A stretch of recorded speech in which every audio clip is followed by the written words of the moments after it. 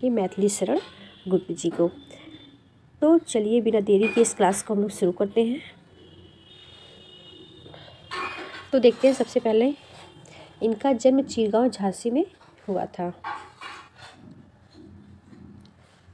Doctor Vasudev शरण अग्रवाल ने इनके गुप्त जी को युग कवि कहा है। किसने मैथिली शरण गुप्त को युग कवि कहा है? तो वासुदेव शरण जी ने। अज्ञे ने गुप्त जी को अपना काव्य गुरु माना है। मैथिली शरण गुप्त ने महावीर प्रसाद द्विवेदी को अपना काव्य गुरु माना है। गुप्त जी का सांसद आवास दद्दा का दरबार कहा जाता है। डॉक्टर नगेंद्र इस दरबार के स्थायी सदस्य थे। महत्वपूर्ण तथ्य इसको अच्छे से देखिएगा। महात्मा गांधी ने गुप्त जी को राष्ट्र कवि की उपाधि दिया। किसकी राष्ट्र कवि की उपाधि दिया? आगे देखते हैं। गुप्त जी ने बंगला की मधुसूदन दत्ता की रचनाओं का अनुवाद मधुप उपनाम से किया था। इस नाम से मधुसूदन दत्त की रचनाओं का अनुवाद मधुप उपनाम से किया था। गुप्त जी को आधुनिक युग का तुलसीदास का, हरिगीतिका छंद का बादशाह तथा अंत्यनुप्रास अलंकार का स्वामी कहा जाता है। गुप्त जी को शुक्ल जी के अनुसार देखते हैं। गुप्त जी की प्रतिभा की सबसे बड़ी विशेषता यह क्या है? कालूषण की क्षमता अर्थात उत्तरोत्तर बदलती हुई भावनाओं और काव्य प्रणालियों को गढ़ करते चलने की शक्ति है। ये किसका कथन है? तो रामचंद्र शुक्ल जी का कथन है गुप्त जी के विषय में। आगे देखते हैं उनका दूसरा कथन देखते हैं। शुक्ल जी का क्या है गुप्त जी के विषय में? गुप्त जी वास्तव में सामंजस्यवादी कवि है। प्रश्न हो सकता है कि सामंजस्यवादी कवि गुप्त जी को किसने कहा था? तो किसने कहा था? तो गुप्त जी ने। प्रतिक्रिया का प्रदर्शन करने वाले अथवा मत में झूमने वाले कवि हैं। ये भी महत्वपूर्ण कथन है शुक्ल जी का। अब देखते हैं बच्चन सिंह जी का कथन क्या है। गुप्त जी पहले कवि हैं जिन्होंने अपने समसामयिक नैतिक धार्मिक राष्ट्रीय आकांक्षाओं को बारी देकर खड़ी बोली को युगीन चेतना से जोड़ा। इसी अर्थ में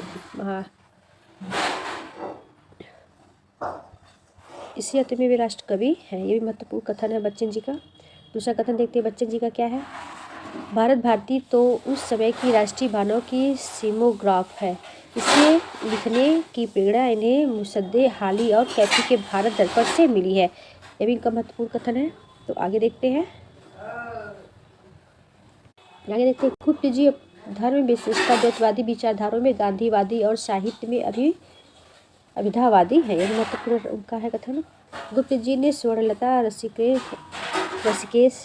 रसिकेंदु नित्यानंद भारती तथा मधु उपनाम से भी कुछ काव्य रचनाएं लिखा है। गुप्त जी के अनुसार देखते हैं। गुप्त जी के अनुसार मैं पढ़ने के लिए नहीं जन्मा हूँ, मैंने इसलिए जन्म लिया है कि लोग ही मुझे पढ़े। यह महत्वपूर्ण कथन है गुप्त जी स्वयं के विषय में कहा है। माखनलाल चतुर्वेदी ने क्या कहा है? युग गुप्त जी के कंधों पर बैठकर आज इतनी दूर आया है। ये महत्वपूर्ण कथन है। अब देखते हैं रामस्वरूप चतुर्वेदी जी का क्या है।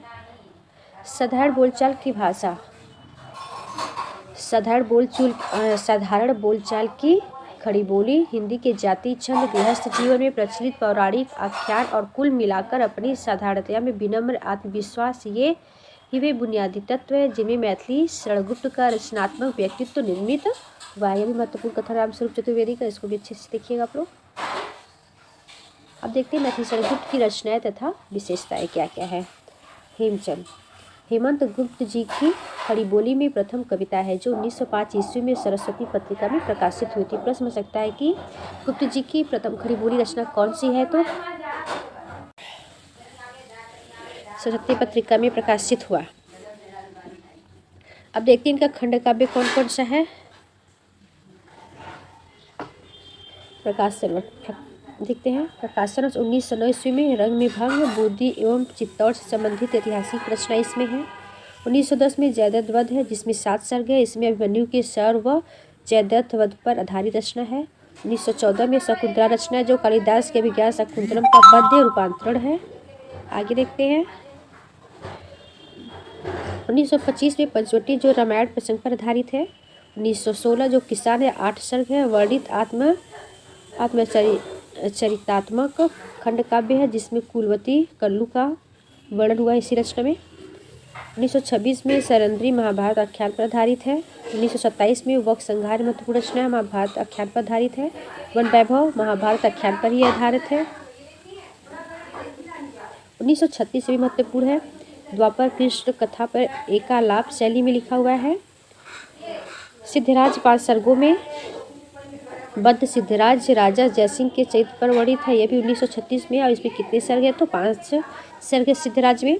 1940 में नहुष जिसमें 7 सर्गों में महाभारत आख्यान पर है। 1941 में कुड़ाल गीत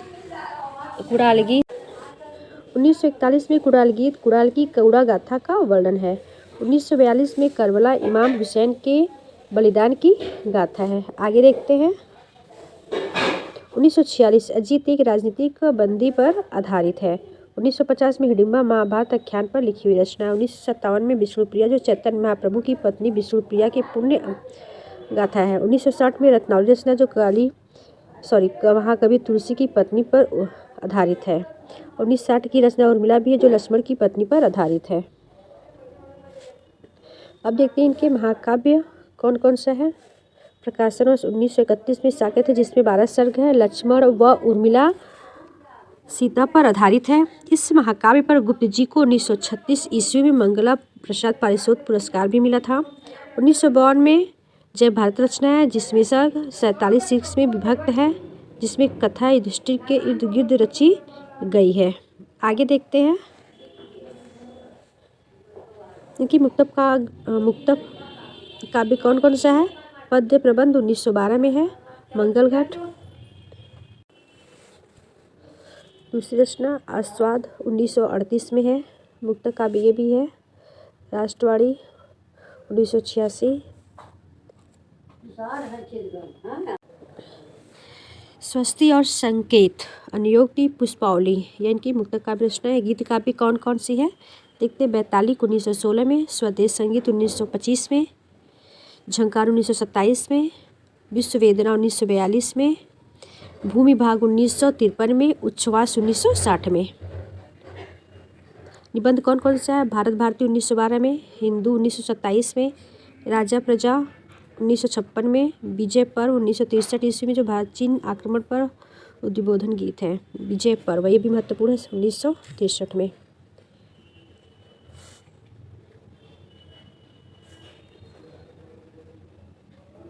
ये किसका है। अन्य काव्य पत्रावली, विकट भट्ट, गुरुकुल, अर्चना और विसर्जन, काबा, युद्ध, कविश्री, नल दमयंती ये इनके अन्य काव्य हैं। अब देखते हैं पद्य नाट्य कौन सा है।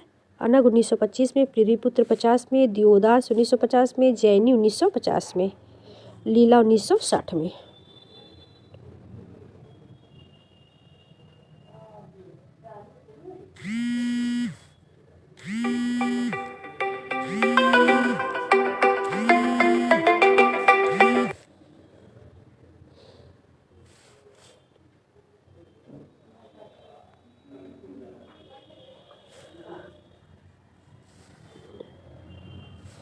देखते हैं संस्कृत से अनुदित ग्रंथ। प्रतियाज्ञोद्धरायण, चारुदत्त, प्रतिज्ञा योगंधरायण, चारुदत्त, दूतवाक्य, उरुभंग, प्रतिभा, दूत घटोत्कच, स्वपन वासवदत्ता, गीतामृत, अभिमारक, अभिषेक ये इनकी संस्कृत से अनुदित ग्रंथ है।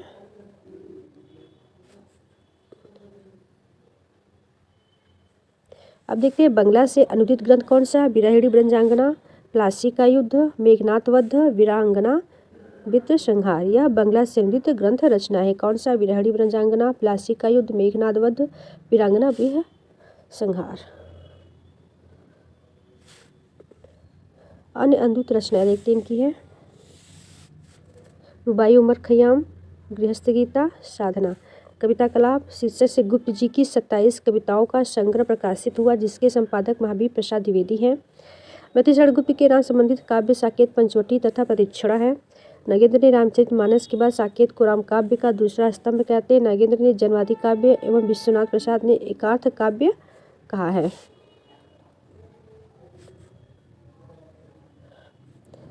तो आज के लिए इतना ही। हम लोगों ने मैथिली गुप्त जी को पढ़ के समाप्त कर लिया है। अगर मेरी क्लास आप लोग को अच्छी लगे तो लाइक और सब्सक्राइब जरूर करिएगा। तब तक के लिए नमस्कार।